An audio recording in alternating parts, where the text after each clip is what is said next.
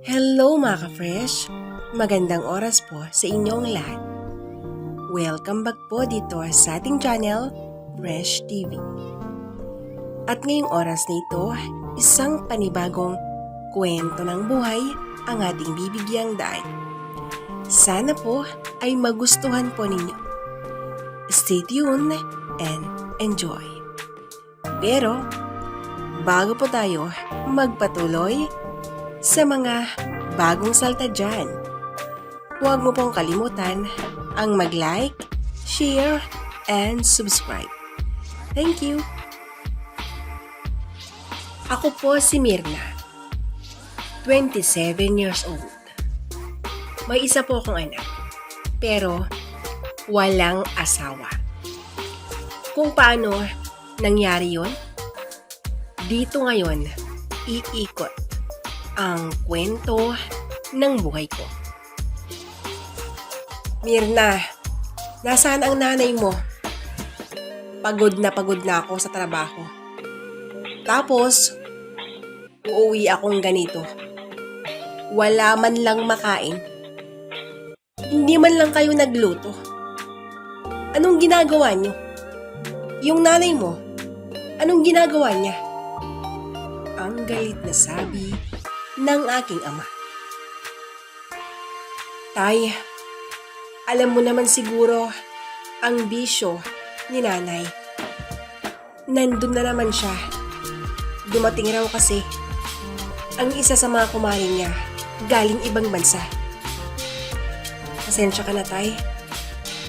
Kahit gusto kong magluto, wala naman pong bigas.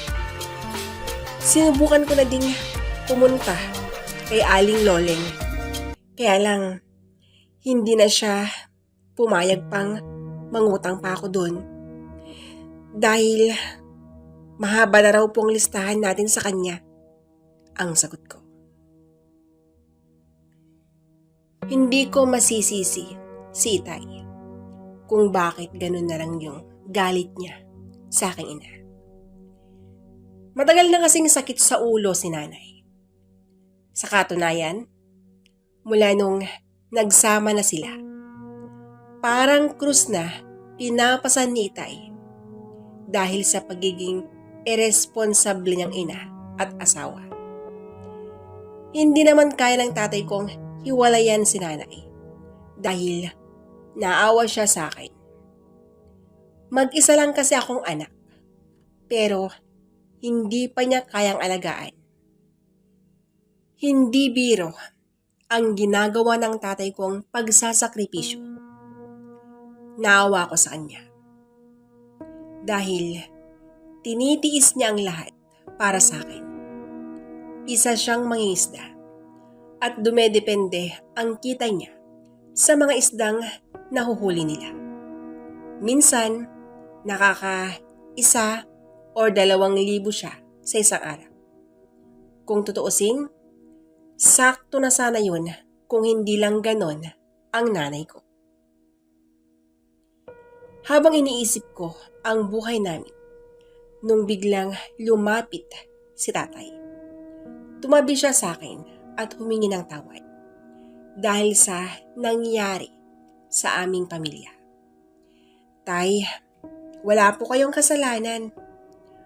Mabuti po kayong ama.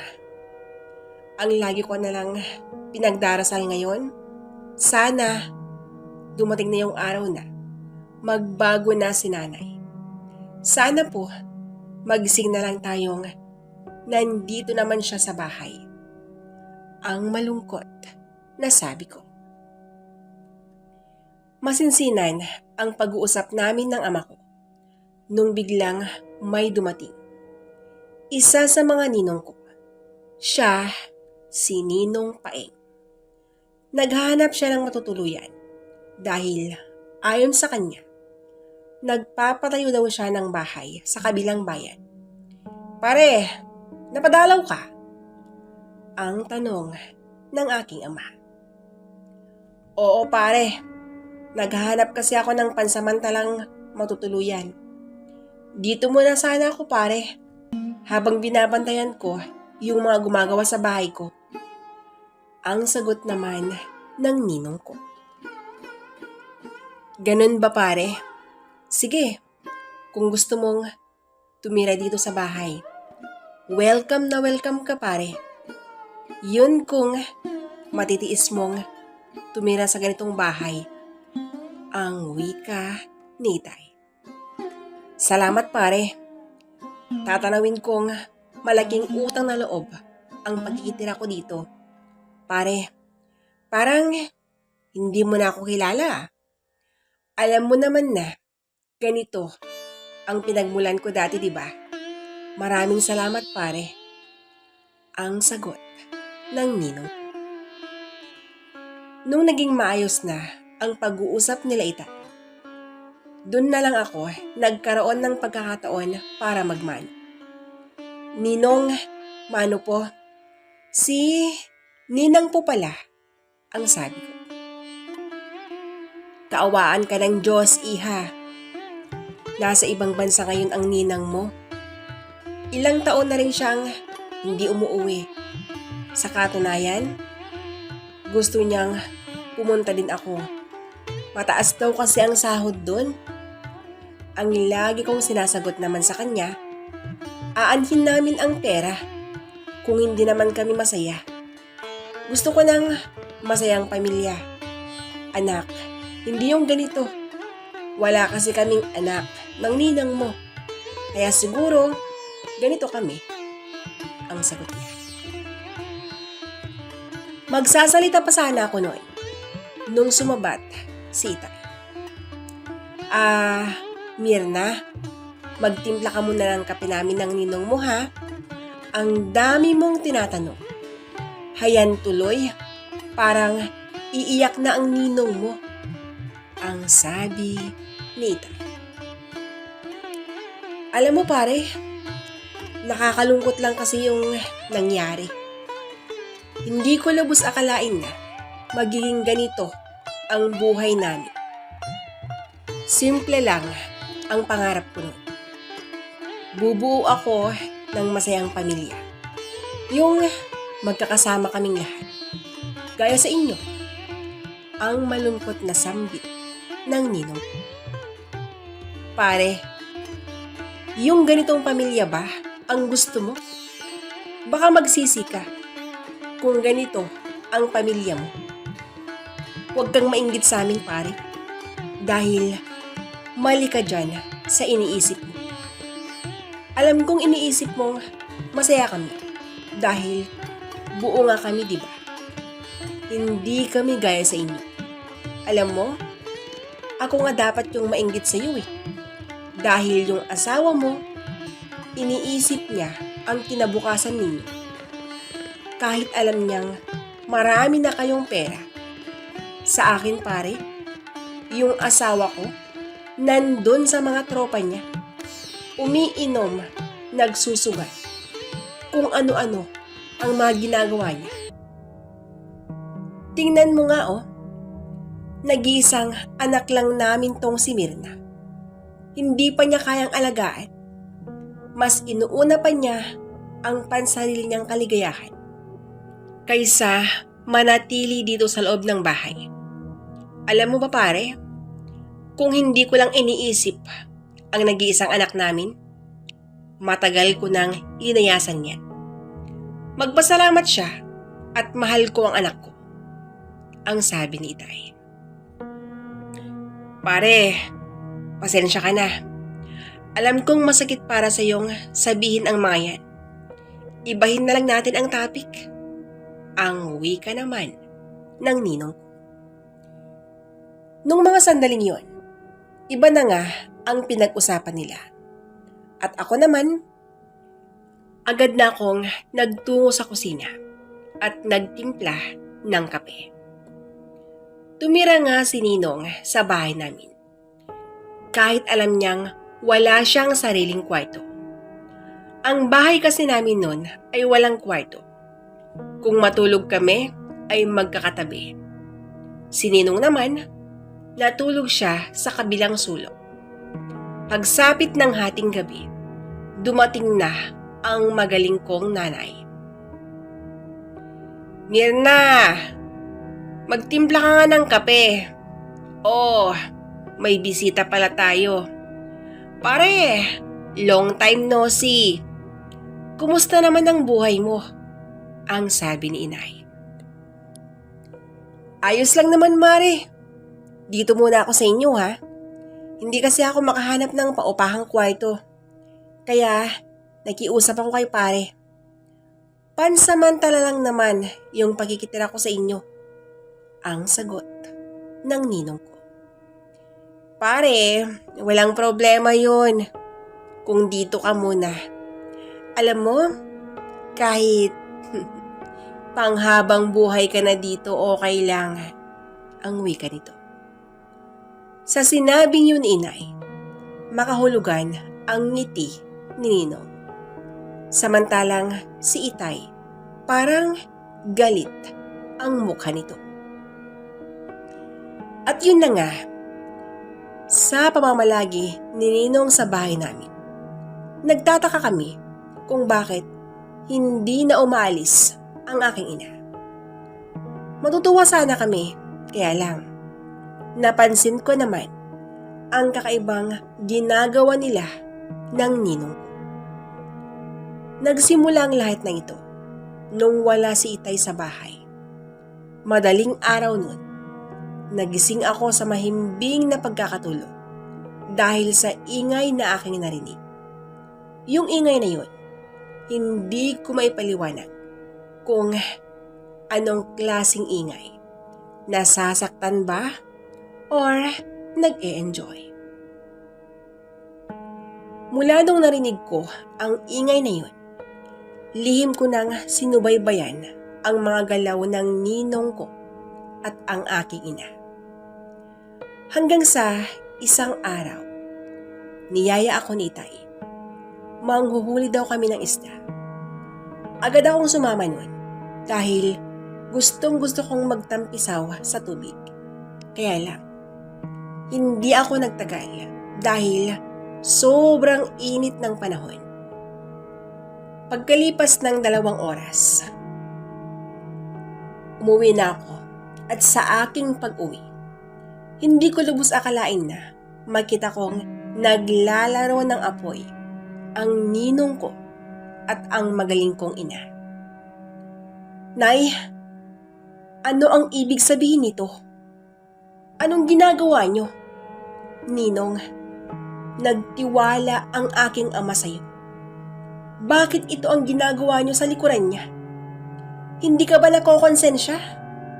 Dahil tinanggap ka namin dito sa loob ng bahay namin? Dahil nakiusap ka? Isa kang ahas. Sa lahat ng makabutihan ng aking ama, ito ngayon ang igaganti mo sa kanya. Kahit konting hiya, wala ka ba nun? Napaka-irresponsable mong ina. Nay, dinagdagan mo pa. Kung hindi ka na masaya kay tatay, mas magandang maghiwalay na lang kayo. Nakakadiri ka. Wala kang kwenta. Wala kang awa. Lumayas na kayo. At wag na kayong magpapakita dito. Ang galit na sabi ko. Anak, Mirna, patawarin mo ang nanay. Hindi namin sinasadya ang lahat. Nakainom ako. Kaya ako nagawa to, anak. Pakiusap. Huwag mo sanang sasabihin sa tatay mo ang nakita mo. Siguradong magagalit yun. At kapag nagalit yun, palayasin na niya ako dito. Anak, wala akong ibang mapupuntahan. Alam mo yan. Ang sabi ni inay. Wow! Takot ka din pala, no? Bakit hindi mo iniisip ng ilang beses bago mo to ginawa? Ay, kawawa ka naman pala pag pinalabas ka na ng bahay. Alam mo, madali lang naman akong kausap eh. Kung sumunod ka lahat sa mga gusto ko, mananahimik ako. Simple lang ang gusto ko. Ang gusto ko, magpakaina ka. Gampanan mo ang pagiging ina at asawa mo sa amin ni Itay. Tanggalin mo ang mga bisyo mo. Kalimutan mo ang lahat. Sa madaling salita, magbago ka na. Yun kung papayag ka. Kung ayaw mo naman, bukas ang pintuan. Umalis na kayo. Ang sambit ko. Anak, pangako, magbabago na ako at gagawin ko lahat yung mga gusto mo. Basta, huwag mo lang sabihin sa tatay mo kung ano man yung nakita mo. Ang sambit ni Inay. Yan, ganyan. Ganyan nga ang gusto ko. Pero sana, tuparin mo kung ano man ang pinagkasunduan natin ngayon. At kung magkamali ka man, balutin mo na lahat yung mga gamit mo at umalis ka na. Alam mo, sa tingin ko, hindi ka lang basta palalayasin ni Itay kapag sinabi ko kung ano man yung nakita ko. Ang pagkakalam ko kasi, masamang magalit si Itay. Baka hindi ka na makalabas ng buhay dito pag oras na hindi ka tumupad sa ating usapan. Ngayon, tapos na ang pag-uusap natin, Inay. Ikaw naman ngayon, traidor na kaibigan. Umalis ka na. Baka gusto mong hilain pa kita palabas ng bahay. Or baka naman gusto mong tanggalin ko lahat yung mga damit mo at umalis ka ng walang saplot. Mamili ka sa dalawa. Kusa kang aalis or tanggalin ko lahat yung mga damit mo para naman yan ang parusa mo. Umalis ka na. Ang galit na sabi ko sa aking ninong. Nung nakalis na si Ninong, pagkalipas ng ilang saglit, dumating na si Itay. Anak, nandyan na ang tatay mo. Huwag mong sasabihin sa kanya ang nakita mo, ha? Ang sabi ni Inay. Huwag kang mag-alala. Matino akong kausap. Basta, matino ka din. Ang sabi ko. Mirna, si Ninong mo na saan? Ang tanong ni Itay. Tay, umalis na siya. Sinabi niyang nahihiya naman daw siya dito. Kaya umalis na, ang sagot ko. Ganun ba, anak? Hindi man lang niya ako hinintay, pero di bale. Hayaan na natin siya. Ang mahalaga, naging mabuti yung pagkikitungo natin sa kanya. Ang sambit ni Itay. Habang nakatingin ako sa aking ama, parang gusto kong sabihin sa kanya ang totoong dahilan kung bakit siya umalis. Gusto kong sabihin sa kanya ang pagtataksil ng ina ko sa loob mismo ng bahay namin. Kaya lang, tuwing titingin ako kay nanay, nakikita ko din sa kanya ang tila pagmamakaawa na huwag kong sasabihin sa ama ko ang tunay na nangyari. At dahil siguro sa kagustuhan kong magiging buo ang pamilya namin, nahihimik ako. Nagpatuloy ang paglipas ng mga araw, buwan at taon. Sa paglipas ng mga yan, nakita na rin namin ang unti-unting pagbabago ng aking ina. Masayang masaya ang ama ko that time dahil sa pagbabago niya. Pero ako, hindi ako nasisiyahan dahil alam kong ginagawa lang niya yun dahil sa napagkasunduan namin. Galit pa rin yung nasa puso ko at hindi pagmamahal para sa kanya. Bahala siya sa buhay niya. Kahit ina ko siya, hindi ko kayang kalimutan ang ginawa niya. Kung hanggang kailan yung galit sa puso ko, yan ang hindi ko alam. Ang mahalaga ngayon, nagbago na siya. At masaya na ang aking ama. At higit sa lahat, buo pa rin ang pamilya namin. Kahit may lihim na nakatago. Sa biglang pagbabago ni inay, dito naman biglang lumitaw ang isang lalaking nagpatibok sa puso. Siya si Ernesto. Kasamahan din ni Itay sa pangingisda. Ang sabi niya, pamangkin daw yun ng kumpare niya. Palagi siya sa aming bahay. Nanligaw sa akin at ako naman, agad ko siyang sinagot. Naging magkasintahan kami hanggang sa may nangyari sa amin. Oo, naibigay ko sa kanya ang iniingatan ko. Kahit na hindi ko pa siya kilala ng lubusan.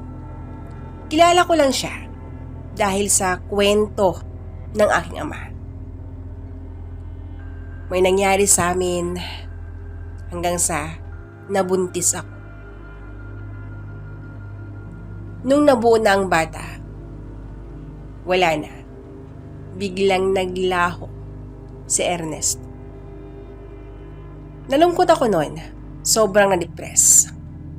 Pero, laking pasasalamat ko.